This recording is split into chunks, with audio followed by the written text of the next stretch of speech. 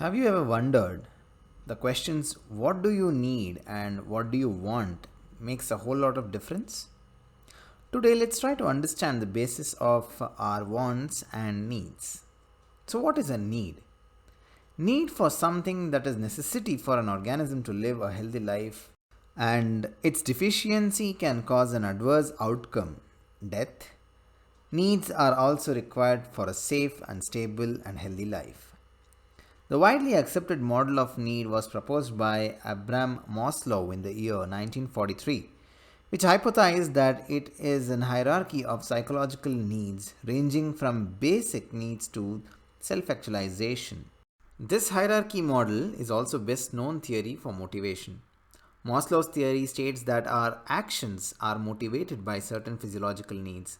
It's often represented by a pyramid of needs, with the most basic needs at the bottom and more complex as we go up the ladder. Now, if you notice that at the base we have physiological needs. These are the needs that are very vital for our survival. Food, water, breathing, homeostasis, temperature regulation, as well as shelter and clothing can be considered as the basis of the physiological needs. Moving up the ladder, we have the second hierarchy, and this is known as safety and security needs. So the needs for safety and security contributes largely to the behavior at this level. So these are somewhat like health and wellness, financial security, security against accidents and injury. As we slowly move up, now the social needs is what we should be considering. The social needs in Maslow's hierarchy includes things such as love, acceptance, and belonging. At this level, the needs for emotional relationship drives human behavior.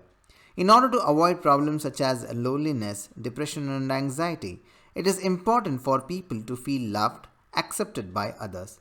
Personal relationship with friends, families, and their lovers play an important role, and as the involvement in this group does. Now at the fourth level in Maslow's hierarchy is the esteemed needs or needs for appreciation and respect. Once the needs at the bottom three level have been satisfied, the esteemed needs begin to play a more important prominent role in motivating behavior. People need to sense that they are valued by others and feel that they are making a contribution to the world. Participation in professional activities, academic accomplishments, athletics, team participation, personal hobbies can play a role in fulfilling the esteem needs.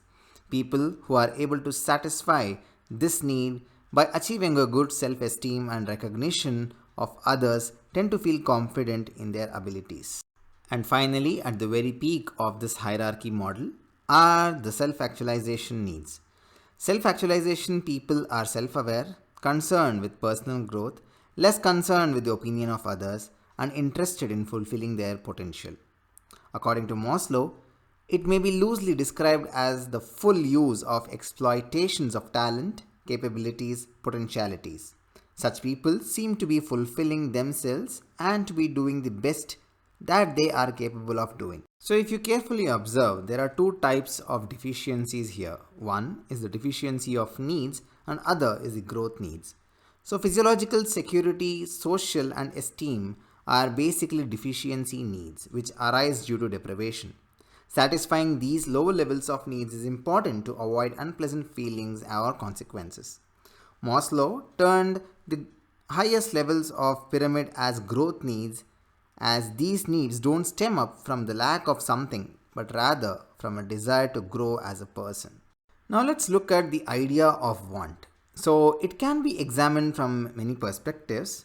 One such is the societal perspective to be considered, which is an emotion of desire. Want is something which the person would like to have. Things like financial monitoring, saving time, having a higher paid jobs, more comfort, healthier diet, physically fit, spirituality, friendship, companionship can be considered as wants.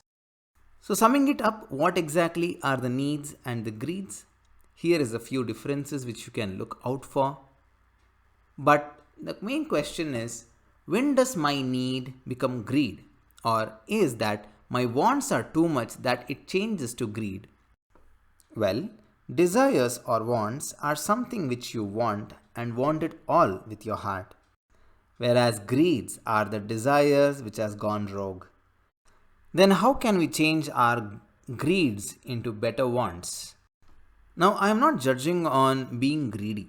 Greed is good, it motivates you, keeps you on top.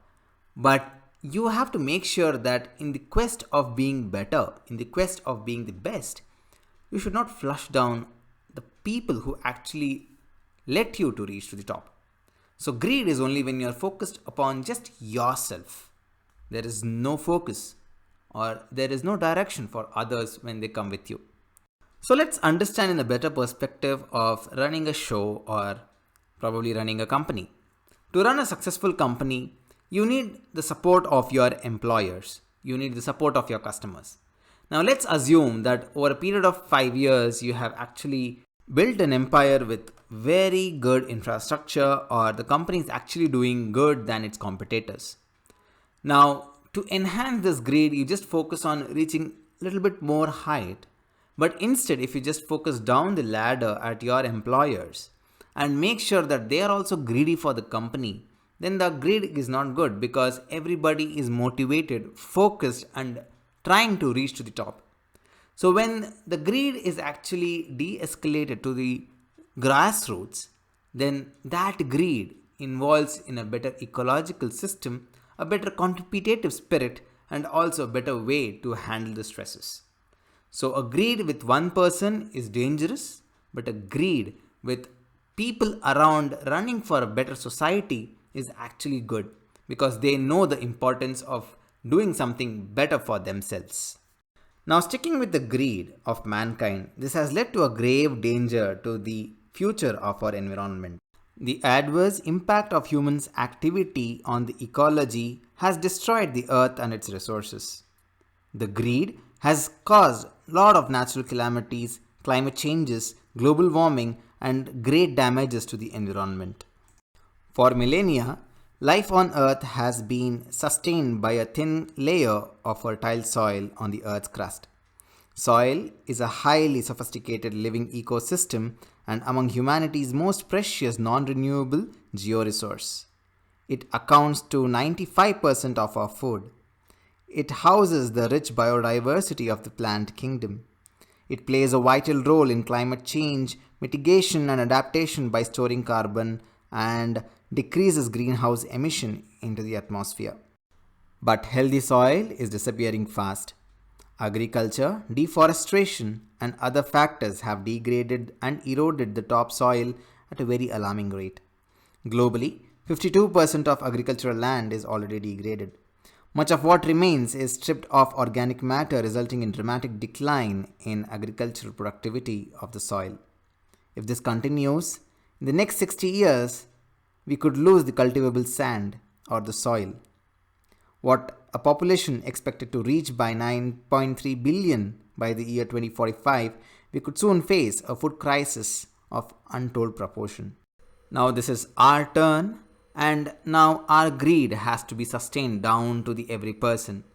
It's not just that people in Africa suffer from malnutrition, and it's not just that plague affects one of the certain areas of the Western country. It will affect each and every one of us. We were greedy till now, and this greed can actually make better if we become more responsible. You can be the voice for soil. Let's shun our differences and try to protect the soil, our soil. Be a part of this movement and support the cause for changing our greeds into the community needs. Save Soil is a unique global movement uniting world leaders, visionaries, influentials, and public for a common purpose to save the soil. This is our responsibility. This is our last hope for a better future. How to get involved and all the other links have been put in the description below. Looking forward for your support. Until next time, take care and thanks for tuning in.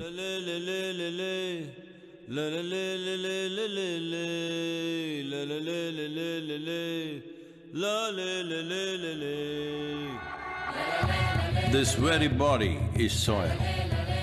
My body, your body, everybody is just soil body.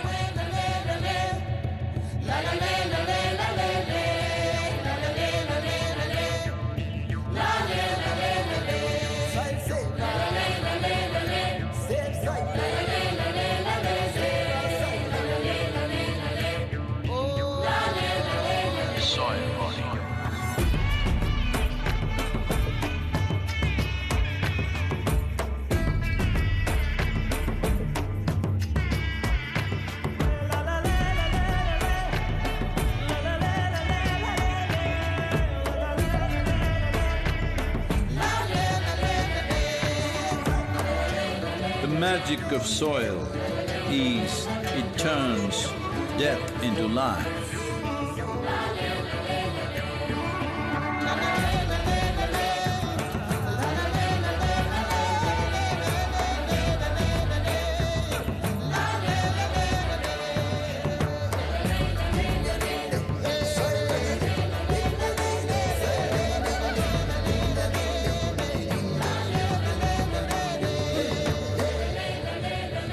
Depleted soils will not quench the fire of hunger.